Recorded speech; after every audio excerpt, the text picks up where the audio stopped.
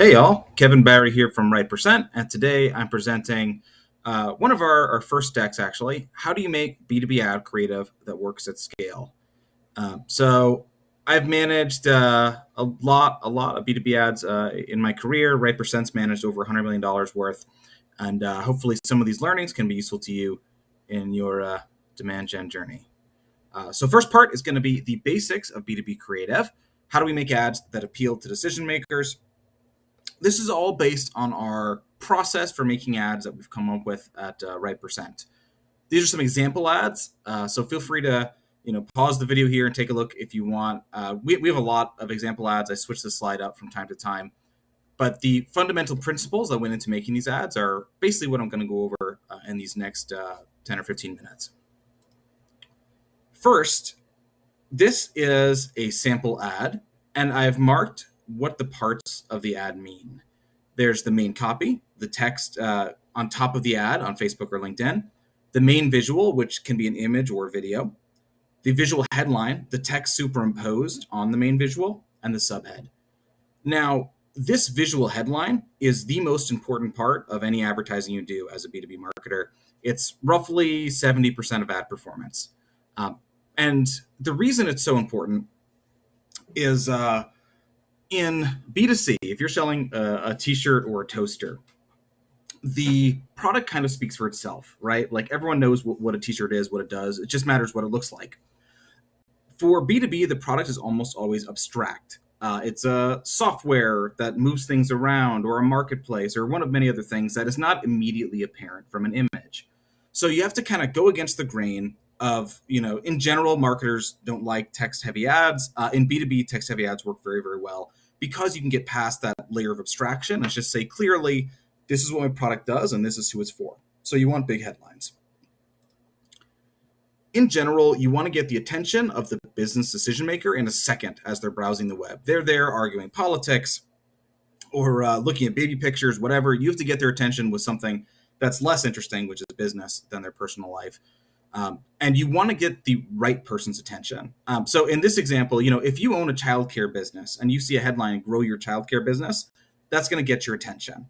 But what we don't want is an ad that attracts, in this case for Brightwheel, we don't want an ad that attracts parents, right? So you don't want a headline that says something like, better childcare or something like that. You have to be careful with who you're targeting. Lastly, there's a million places you can put text on an ad, as long as the text is there and as long as the text is readable. Part 2 is I talked about how important visual headlines are. How do you actually make ones that do well across ad platforms? First is finding your messaging. So headlines are really all about testing a lot of different positioning statements for your business.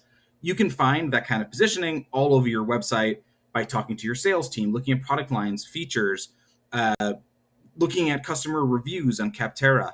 There's a million ways to find good messaging. Once you find some key concepts, you turn them into headlines with a few tips. One is make things more specific. Generalities do worse, specificities do better.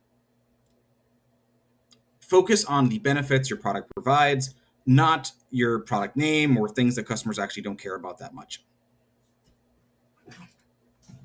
Make different headlines for different offers. So offers is a whole other kettle of fish. I'm going to do a different video presentation on that. But in general, you should start making ads based on the offer you're starting with. Offer can be a free trial, it can be an ebook, it can be a gift card incentive, but the offer is sort of the fundamental building block of all of your advertising. So when you're just promoting your company in general, that's a traditional offer, like get a free trial or talk to our sales team, but it's still an offer that you have to think about as you craft your ad. In general, this is a success framework. It's from a series of scientific studies from 20 years ago. I won't get into the details of why they work, but in general, if you use at least 2 of these concepts in an ad, they'll do better. So credible and concrete ad would be something like what I mentioned up here with specificity: close sales 30% faster, right? Credible, concrete claim. Emotional story would be like, oh, I tried this product and it's made my life as a business manager so much easier, that kind of thing. So you can use this framework just as part of the brainstorming process when making ads. One of the most common things that we see in advertising when we meet new clients is that lead quality is low, especially from Facebook. There's three big levers to improve lead quality. One is adding pricing to your ads. This discourages unqualified clickers. Like if you say starting at $500 a month, you're gonna get a lot less clicks from underqualified businesses. Adding the brand names of competitors or complements that have similar price points to you. So saying like you integrate with Salesforce. Salesforce is only used by companies with decent budgets, right? So it's a good way of getting the right clickers, and calling out features only high value users care about. So, advantages to number of seats, things like, enterprise level security or plugging into Okta. Those are only things that enterprise customers care about. There's a million examples, but that's a pretty good one to start with. This slide is actually, even though it's tucked away here, is one of the most important ones in this deck. It's how ads work by power laws. And what I mean by that is, people associate marketing experiments where you can get, 50-50 on either side of a test and then test, oh, which ad did better, A or B. That's not the way modern marketing works. So on Facebook, on LinkedIn, any attention-based channel on TikTok, on Snapchat, 5% of the ads that you put live are going to get at least 90% of your spend and performance and conversions and everything. That means that of all the hard work you do on making headlines, making copy, only 1 out of 20 of those new headlines is going to get any spend at all, basically. The rest are going to get a few hundred conversions. Because of this, it's very important not to spend too much time worrying about perfect wording, getting the headline exactly right. If a headline is on brand, and won't upset anyone, just test it and see if it sticks. Now it's time for part C, the 10 types of B2B main visuals. So we just went over how visual headlines are so important. Main visuals support the visual headline. In general, you start making a headline and you build an ad around it. Sometimes if you have a great visual that just is inspiring or really tells the story of your product or ebook or content in a second, you can start with that and then make a headline for it. But usually it's the other way around. With that said, this humble ad type, which is just taking your visual headline and making it big, is actually the best performer on many, many B2B ad accounts. It's dead simple, but you can't beat a dead simple positioning statement when it comes to generating clients at an acceptable CAC a lot of the time. The second most powerful is checklists. So this is a text dense ad style. I really like it. One, because it works really often. It does look, it doesn't look clean, right? Text heavy ads.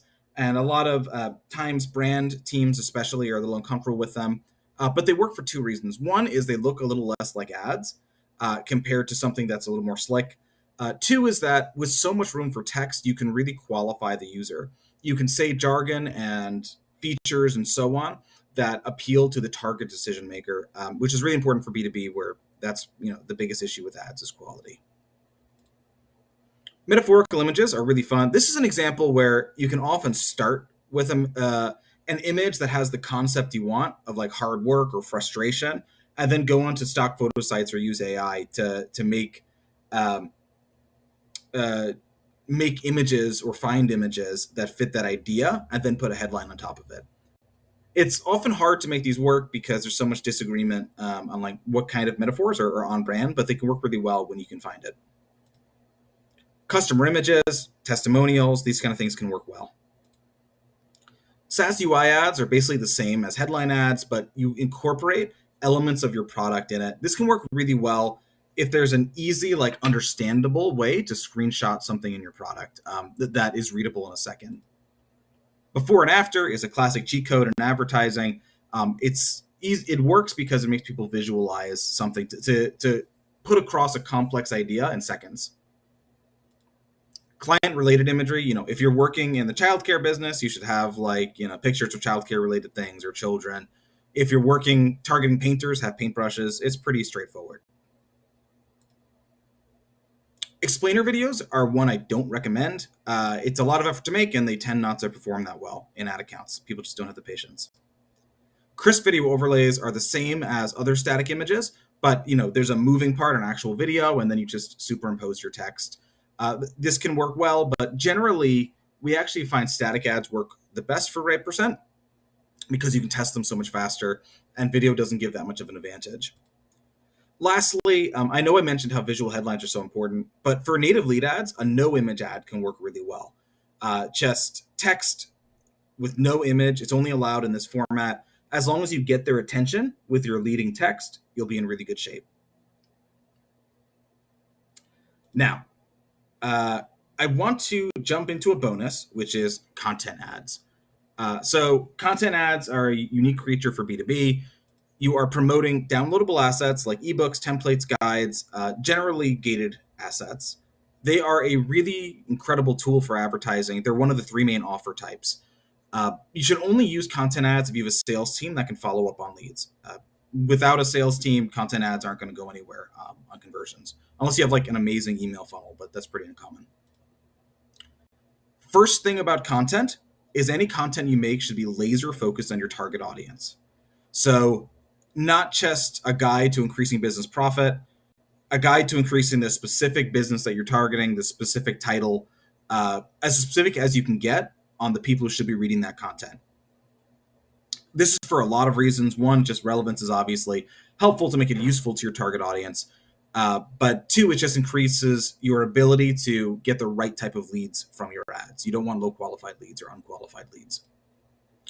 Content should also be closer related to your value prop. So this is a really common mistake we see. People make content that's really generic. Like imagine you're Bill.com, you make a guide to work during COVID-19. But your product is actually about accounts payable. So really you want to always focus your content, if you're going to use it in advertising, as close as possible to your product so your sales team can actually upsell it. And lastly on content, here's just examples of two ads that have done very well. One is templates for childcare directors. This ad does a lot of things right? It targets the person who's going after childcare directors immediately.